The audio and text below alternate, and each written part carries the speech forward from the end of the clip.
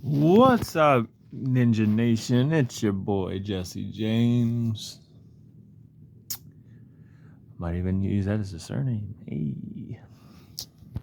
Anyway, this is a video to describe the main character of Shino Kage, Death Shadow, and we'll have videos of each individual character, so you can get an in-depth of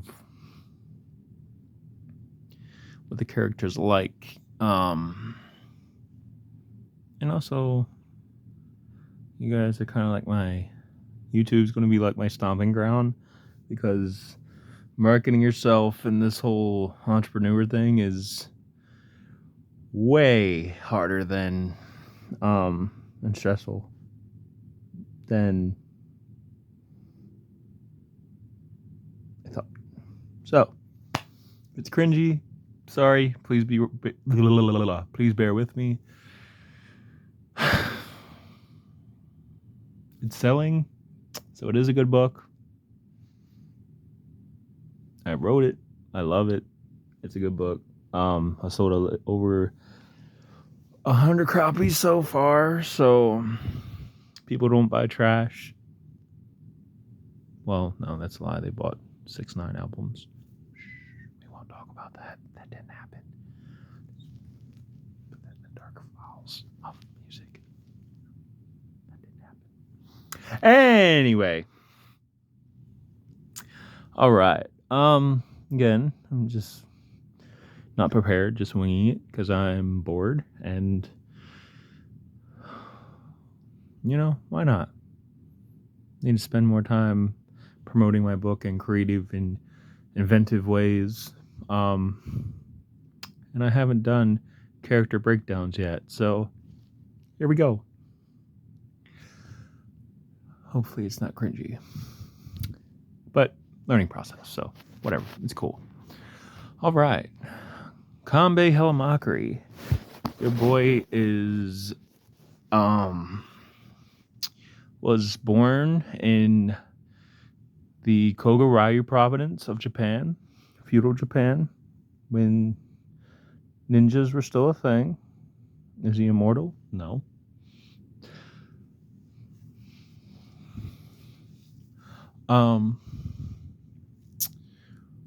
His emperor was Emperor Raiden Lee. The family name was Hellamockery. And the family clan, ninja clan, was Aokatsuki, which is in Japanese in English research to Blue Jay, and his family is part of the Blue Jay clan. Their family trait, I should say, because each ninja family specialized in a single ninja skill. Everybody knew a little bit of everything, but each family was trained in a specific skill set. So mom, Shia Hellamockery, is trained in poisons and antidotes, and she makes a killing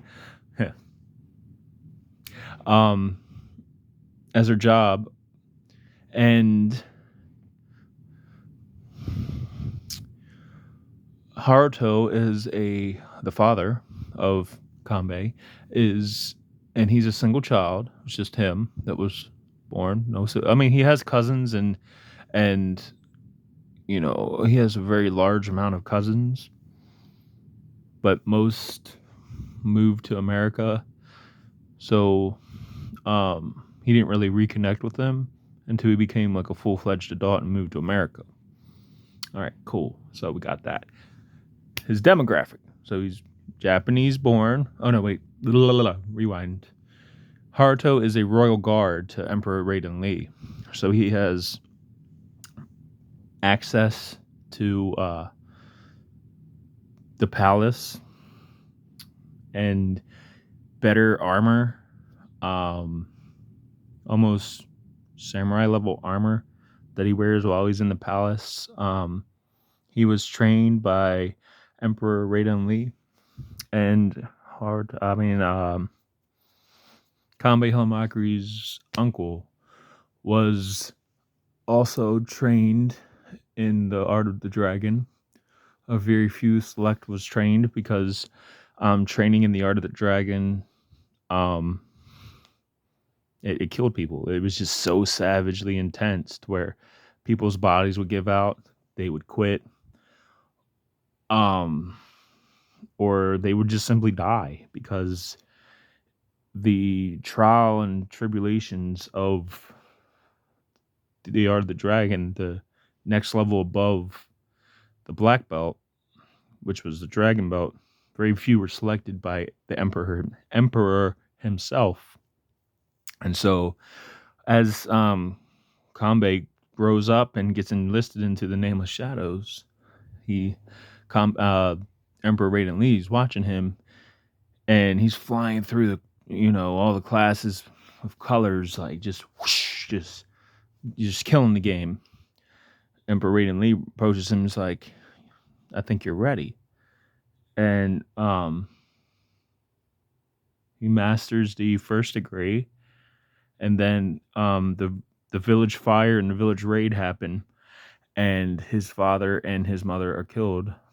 And so his uncle, no, I'm sorry, his uncle taught him.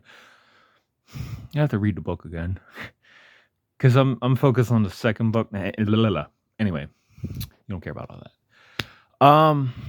So his uncle, I believe either his uncle or his father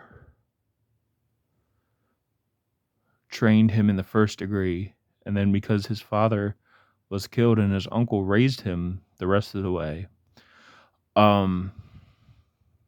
after the village raid, because I don't think the village raid and the village, the village raid and the village fire happened in the same.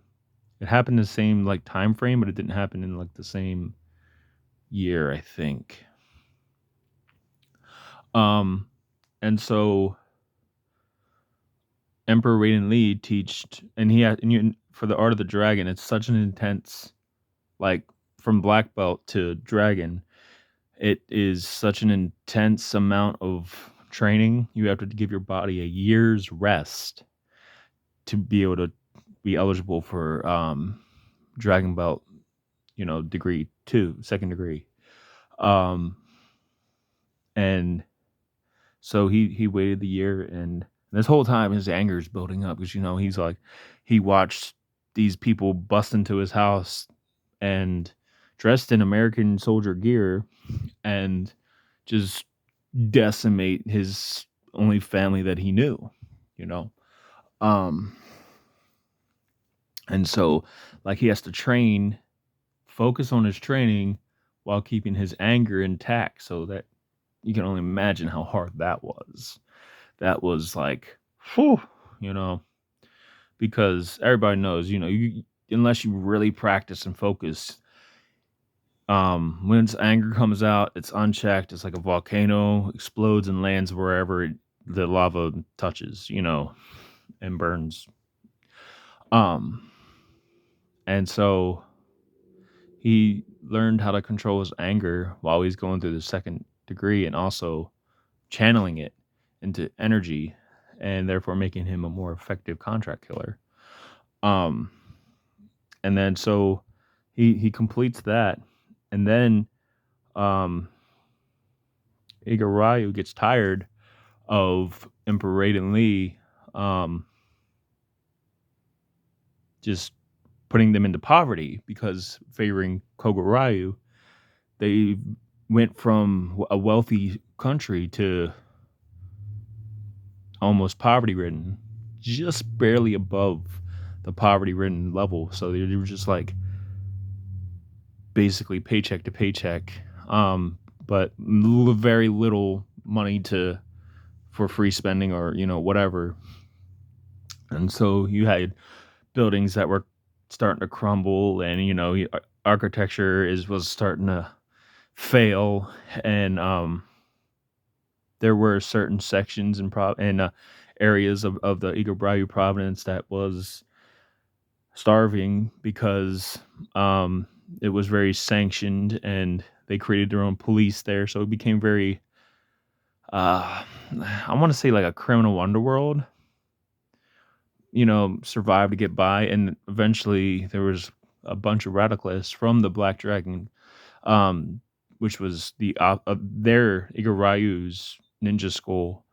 They got tired of the emperor, and they did a village fire. They set fire to the palace. They set fire to the whole bottom area of Koga, killing lots and lots of people. And so the emperor, in secret, faked his death and moved to America. And his uncle paid, Kanbe Hellamockery's uncle paid for him because he realized that even though he was still young, America would be a better suit for him, so that he wouldn't have to live in constant memory of his parents' death, and living in his house, in the house that his parents were killed, and just like some form of healing to help take place. So he pays for his nephew to go to America, get a decent job. Only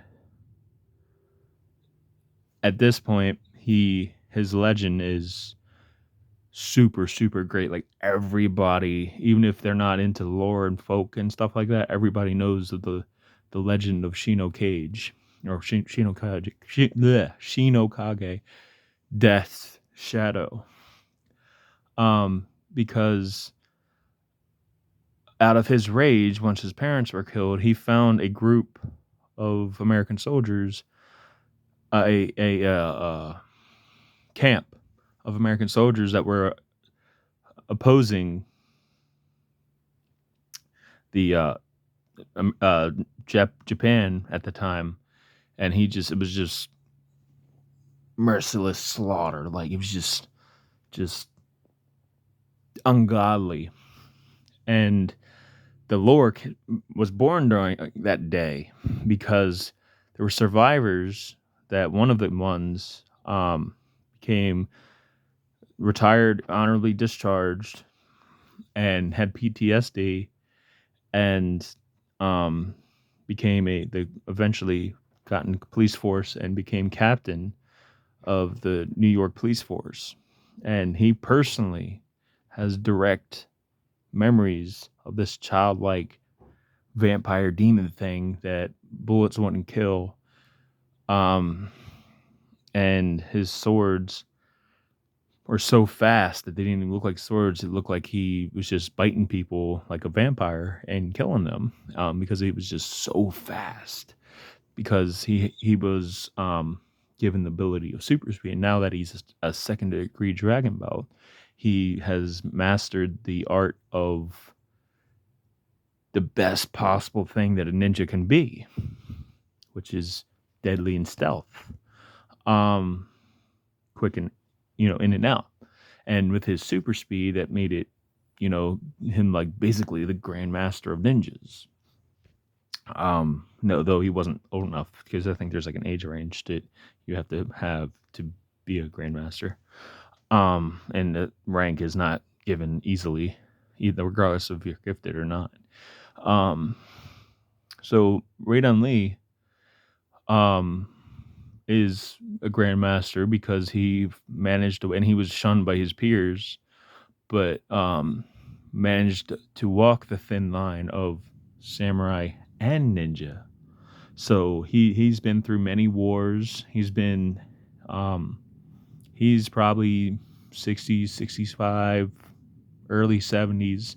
Like, man's experienced. Like, a hell of a fighter in war and combat tactics. Just wow.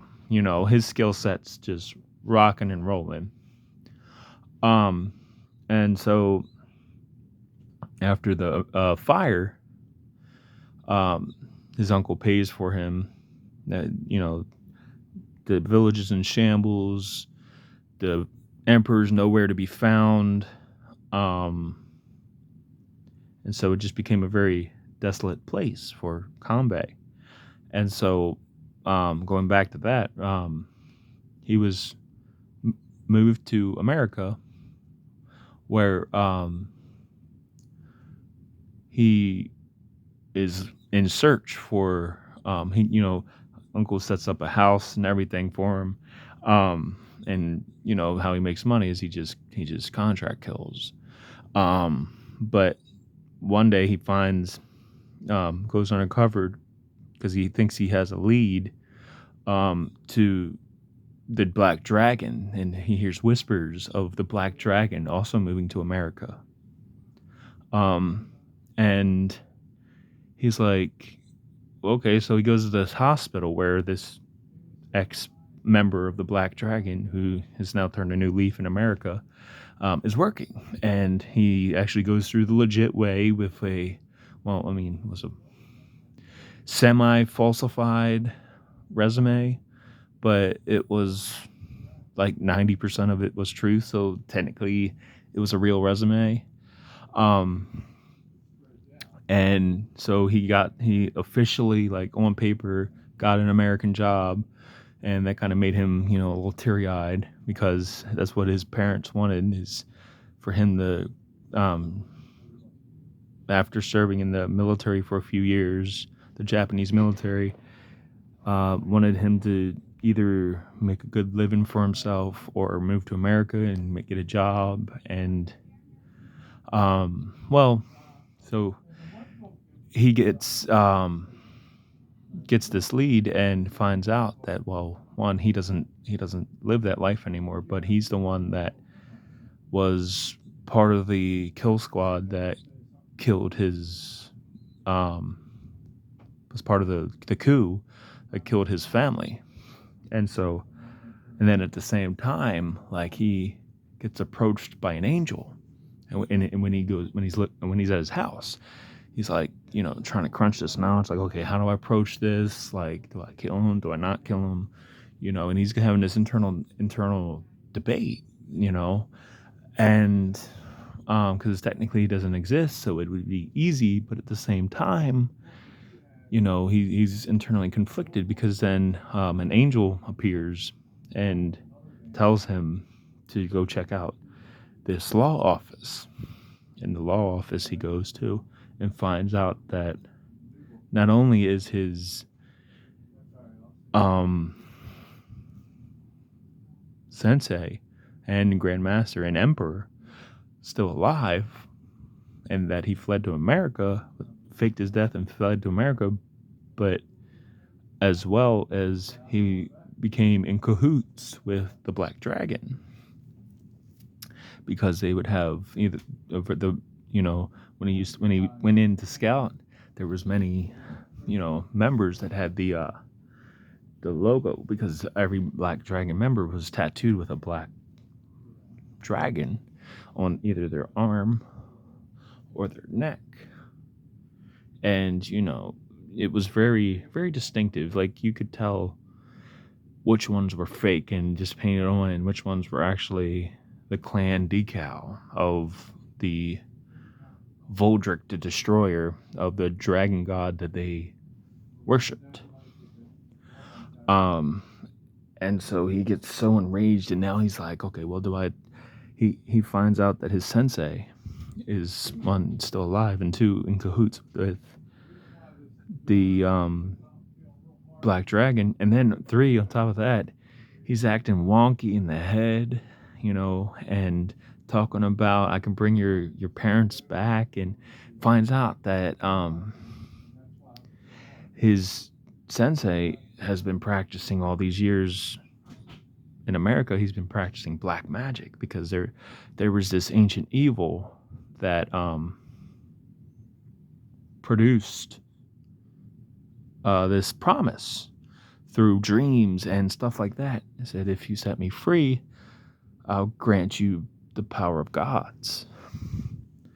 And so, so Kanbe's very conflicted, where he's like, well, do I help stop the end of the world, basically? Or, because he gets little tidbits in knowledge, and like, He's not sure if he trusts this angel dude, but he knows it's definitely an entity because he doesn't know what it is, because he's kind of given up on spirituality because of how hard his life has been. And so he's a lot more like the Native Americans, where they believe in higher powers, and they believe in spirits, and they believe in cosmic energy. And so he's like, okay, well, you're not killable, because I tried that. I tried to hurt you, and it didn't affect you.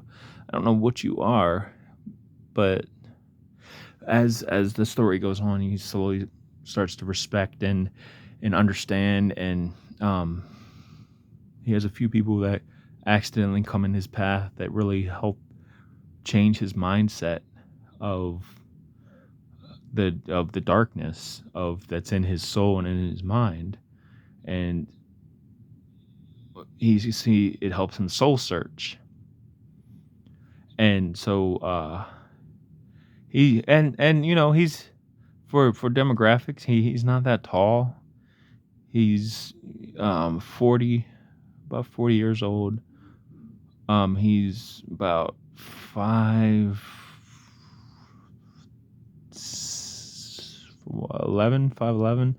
5'8". Not for that. I'm not tall at all.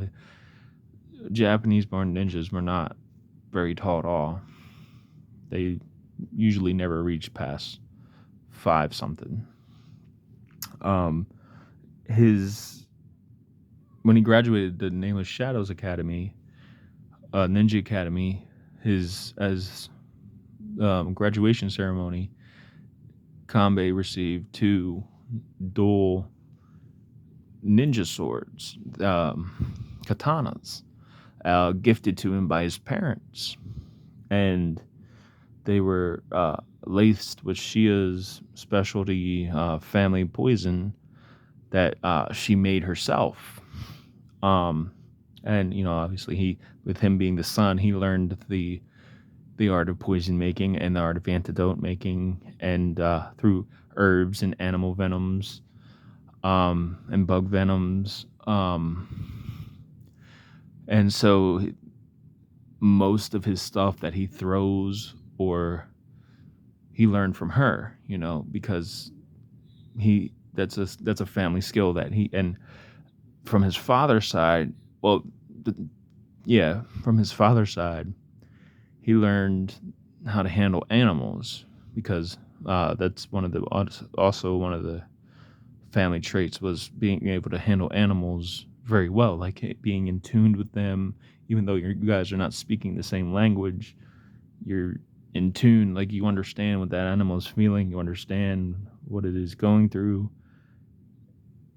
And kind of like the woods elves from Lord of the Rings. I don't know how else to explain it.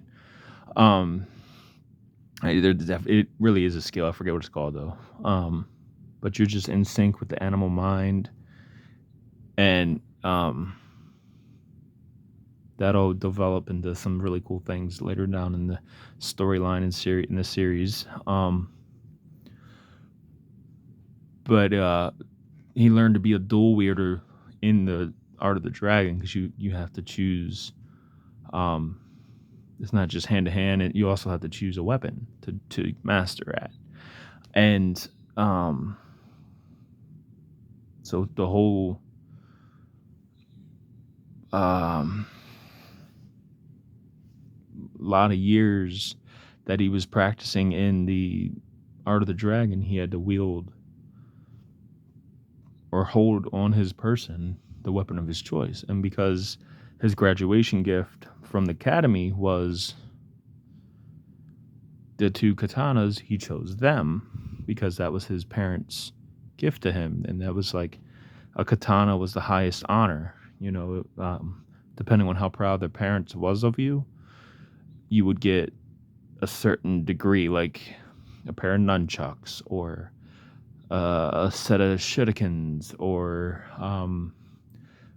but the katana was the highest honor because it took the most money to get crafted and have the family seal stamped on it, and just making it unique. So the katana was the highest honor to to gain, because it was the most expensive to make. And he had a dual set with really nice thick leather sheaths, and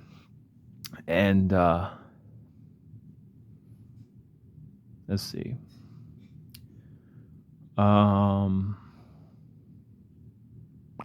Honestly, I think that's pretty much.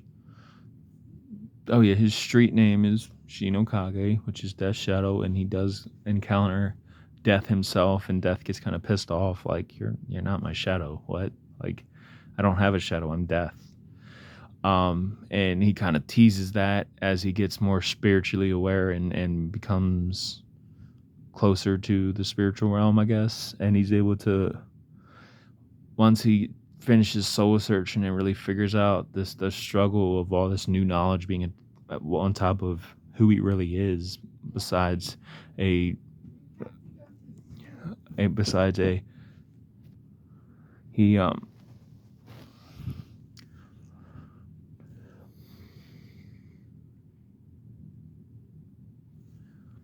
just lost my train of thought. I'm sorry.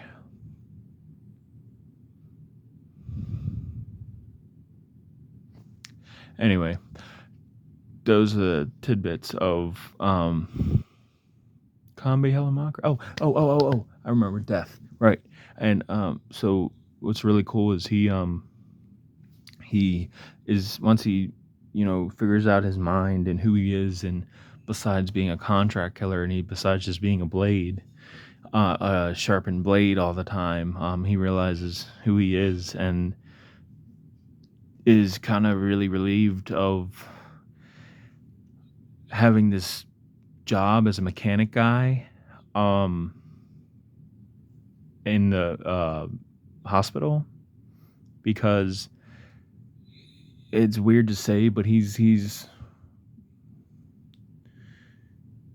a contract killer that's tired of killing, and so he wants an honest living, and he's tired of just being a blade in this hospital. And the manager of the hospital, the doctor, he's not the manager, but he's like a master surgeon, so he's got a lot of say in the place. He's the one that hires him and puts some words in his mind and stuff, and gets him the seed of God or whatever, and the ninja becomes a Kanbe Hellamockery, becomes spiritual. And it's really cool because he becomes at peace with his mind, body, and soul. He's able to, once this ancient evil is released, he's able to sync up and fight alongside angels and literally like fuse bodies, which gives the angels powers and abilities and everything that an angel has into him, and so it's like that's near the ending of the story, and it's like super badass. That is the Kanbe Hellamockery part of the story. And I hope you enjoyed this, and if you stayed with me to the end, I appreciate you, and I'll be with you when I collaborate and remember and think of the next character that's in the book. Thank you for watching, and thank you for supporting me. Facebook.com/SNK book series. Thank you so much. It's your boy Jesse James.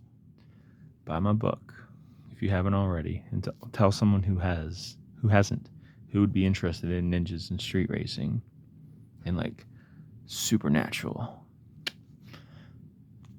All right, catch you later. Peace.